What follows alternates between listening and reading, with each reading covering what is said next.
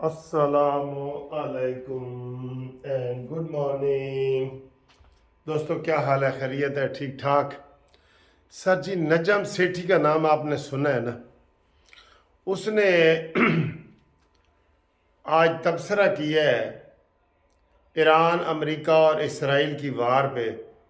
یقین کرو، مجھے ایک تو بڑا افسوس ہوا ہے اور میرا بڑا خون کھول رہا ہے۔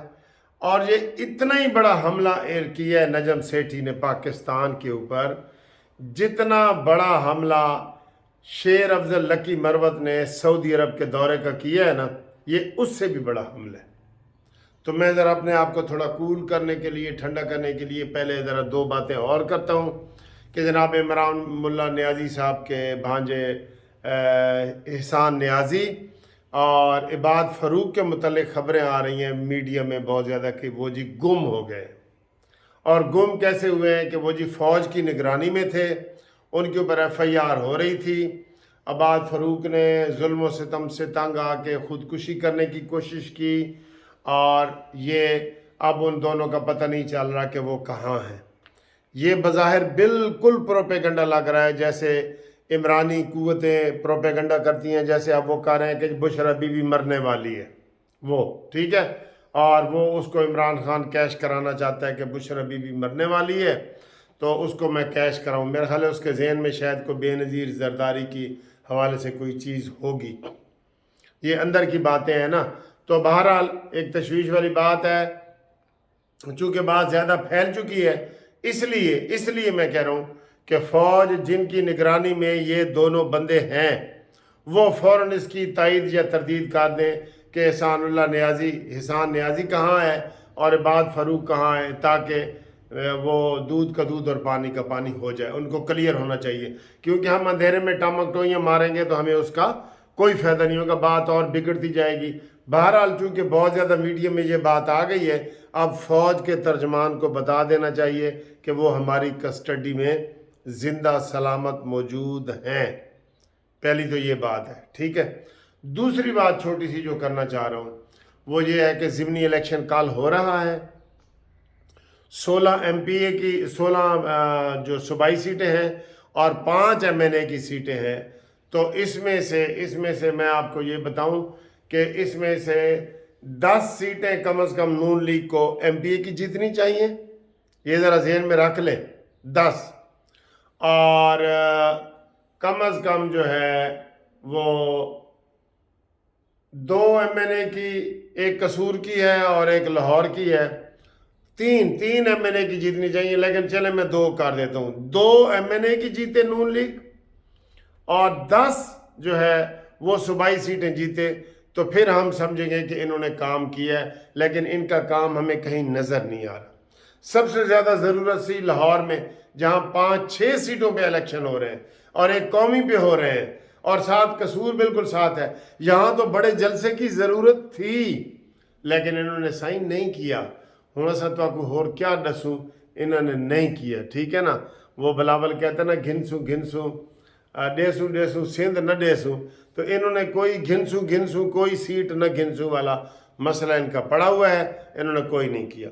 اب آئیں جی، جو میں نے یہ کہا ہے کہ نجم سیٹھی جیسا سیزنڈ اور تبصرہ کرنے والا جس کو بہت سارے لوگ سنتے ہیں، اس نے اتنا بونگا تبصرہ کیا ہے، اتنا گھٹیا تبصرہ کیا ہے پاکستان کے حوالے سے، اور کہ ایسا تبصرہ آپ کو اگر میں مثال دینے کے لیے سمجھاؤں کہ اتنا گھٹیا ہے کہ اتنی گھٹیا تبصرہ نائی کی دکان پہ بھی نہیں ہوتا۔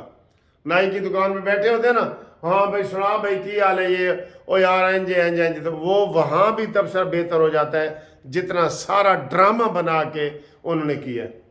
انہوں نے اور اس موقع پہ کیا ہے کہ جب ایرانی صدر پاکستان میں آ رہے ہیں، یہ دیکھیں نا، اور قومی ٹی وی پہ بیٹھ کے، سما کے چینل پہ بیٹھ کے انہوں نے اتنا گھٹیا تبصرہ کیا ہے، اس کے اوپر تو پابندی ہونی چاہیے۔ دیکھیں جو سعودی عرب کے خلاف شیر افضل لکی مروت نے بیان دیا ہے، ہمیں اس کے اوپر افسوس ہوا ہے نا کہ وہ آئے تھے بڑے بڑے سودے کرنے کے لیے، بزنس کے لیے، یہ وہ، اور شیر افضل مروت نے کہہ دیا کہ جناب امریکہ اور سعودی عرب نے مل کے عمران کو گرایا ہے۔ تو یہ موقع نہیں نہ بنتا تھا، کسی طریقے سے نہیں۔ مطالبہ ہے کہ اس کے خلاف کارروائی کی جائے۔ کارروائی کیا کی جائے گی؟ پی ٹی آئی والوں نے تردید کی ہے، لیکن ساتھ ہی اس کو پبلک اکاؤنٹ کمیٹی کا نامزادوں بھی کر دیا، جو سب سے بڑا عہدہ ہوتا ہے قومی اسمبلی میں نا، اپوزیشن لیڈر کے بعد، وہ اس کو دے دیں جی، کیونکہ وہ بیان بڑے وہ منہ سے کر رہا ہے، غلط بات کہنے لگا تھا، وہ بڑے بیان دے رہا ہے، اس کو دو عہدہ دو۔ تو وہ پلاننگ تھی کہ سعودی عرب کے دورے کو ناکام کیا جائے، ملک دشمنی تھی، ٹھیک ہے۔ اسی طریقے سے جب ایران کا صدر ہمارے پاس آ رہا ہے اور اس موقع پہ جناب نجم سیٹھی صاحب نے کہا ہے جی کہ یہ جو ایران اور اسرائیل کا ایک دوسرے پہ حملہ تھا، یہ سب ڈرامہ تھا، اس کی کوئی حقیقت نہیں تھی۔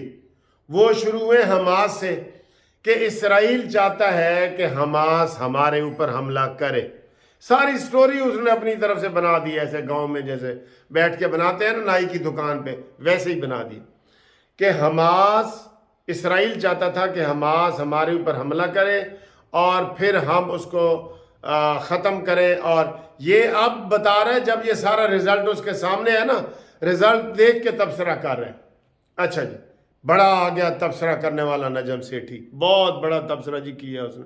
تبصرہ کرو، پہلے کرو، کیا ہوگا جب نتیجہ آ گیا تھا؟ انڈے میں سے جی 13 بچے نکل آئے۔ ہاں جی 13 بچے ہی نکل آئے ہیں جی، 13 بچے نکلے ہیں، باقی 7 گنڈے ہو گئے ہیں، تو نکل آئے ہیں تو وہ بتا رہے ہیں۔